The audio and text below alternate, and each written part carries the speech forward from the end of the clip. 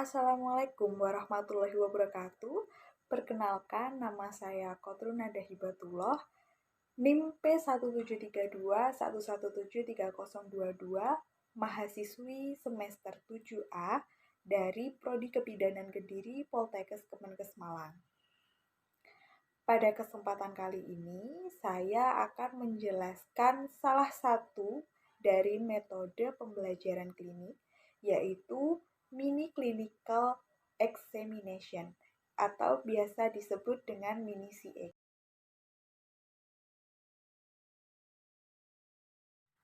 Sebelumnya, saya akan menjelaskan tentang teori dari mini CX ini untuk memperdalam pemahaman kita. Jadi, mini CX ini adalah satu metode penilaian yang dirancang untuk mengukur performa peserta didik dalam pendidikan tahap klinik. Penilaian mini CX ini dilakukan oleh seorang penilai yang sudah dilatih terhadap peserta didik yang berinteraksi langsung dengan pasien.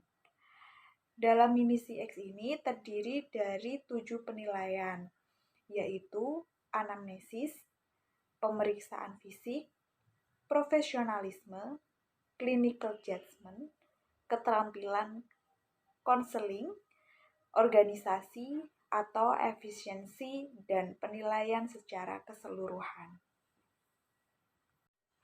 Adapun yang pertama yaitu anamnesa. Cara menilai anamnesa yaitu dengan melihat kemampuan peserta didik untuk memfasilitasi pasien dalam menjelaskan keadaannya, menggunakan pertanyaan yang sesuai untuk mendapatkan informasi yang adekuat, dan memberikan respon verbal dan nonverbal dengan tepat. Kemudian yang kedua yaitu pemeriksaan fisik. Dengan melihat kemampuan peserta didik untuk melakukan pemeriksaan pasien sesuai dengan kasus pasien untuk tujuan screening atau diagnostik, menjelaskan pada pasien serta sensitif terhadap kenyamanan pasien. Yang ketiga yaitu profesionalisme. Dapat dilihat dari kemampuan peserta didik untuk menunjukkan rasa hormat, kasih sayang, empati, membangun kepercayaan pasien, memperhatikan kenyamanan pasien, rendah hati, menjaga kerahasiaan informasi, serta menyadari keterbatasan diri.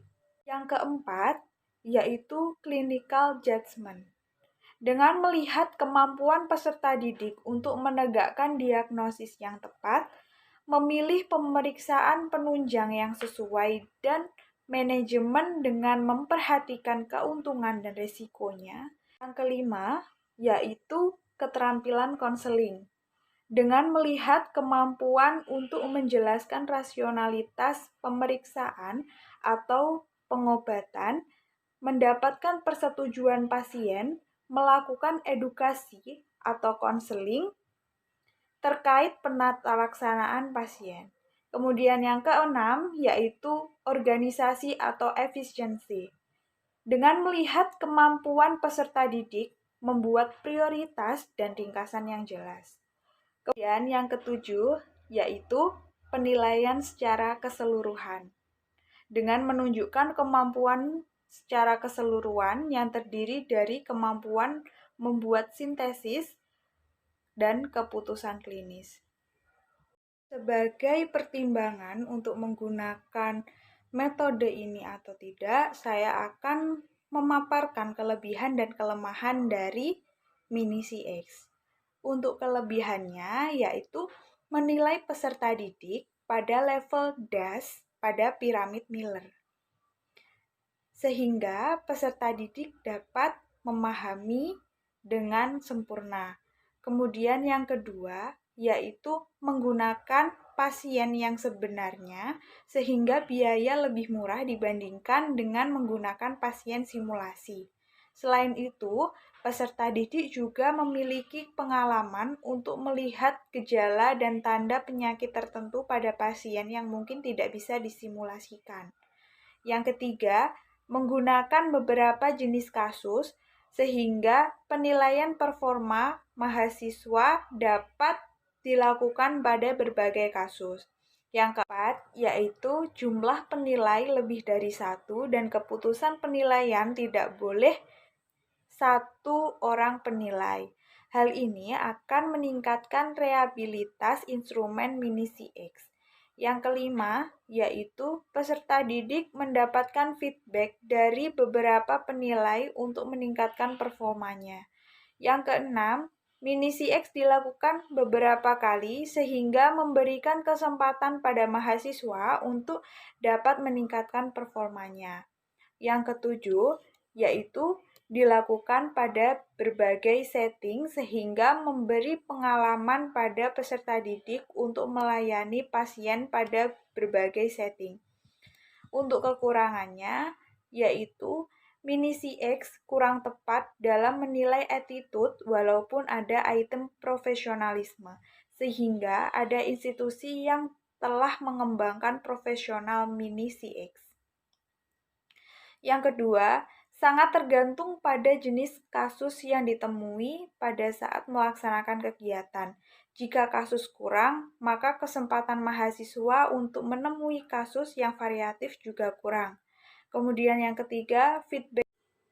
Waktu memberikan feedback terbatas karena hanya disediakan waktu 15-20 menit untuk setiap sesi mini CX.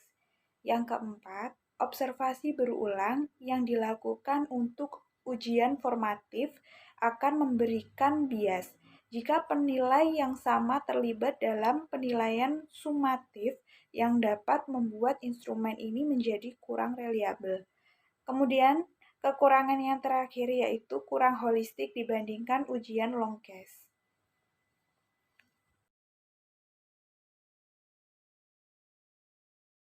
Assalamualaikum, selamat pagi Mbak Nada. Bagaimana kabarnya hari ini? Agak deg-degan ya, rileks ya Mbak. Deg-degan itu menandakan bahwa Anda sudah mempersiapkan ujian ini dengan sempurna. Baik, Mbak Nada, mau melakukan prasat apa pada pagi hari ini? Alat-alatnya sudah siap ya? Baik, waktu 15 menit untuk head to toe saya persilahkan.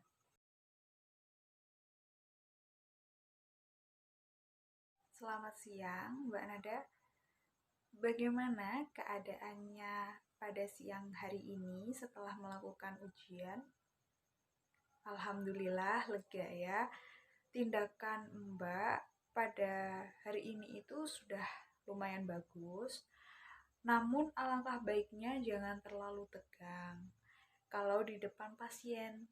Mungkin next time Mbak bisa melakukan tindakan seperti tanpa ada pembimbing agar tidak tegang. Apabila kaku, kepercayaan pasien kepada Anda juga akan berkurang. Benar? Baik, ini Ibu sudah menilai pada saat Anda melakukan tindakan. Silahkan dibawa untuk evaluasi ujian selanjutnya. Ibu ucapkan selamat ya Mbak atas selesainya tugas-tugas hari ini. Terima kasih sudah mampu bekerja sama dengan baik dengan Ibu.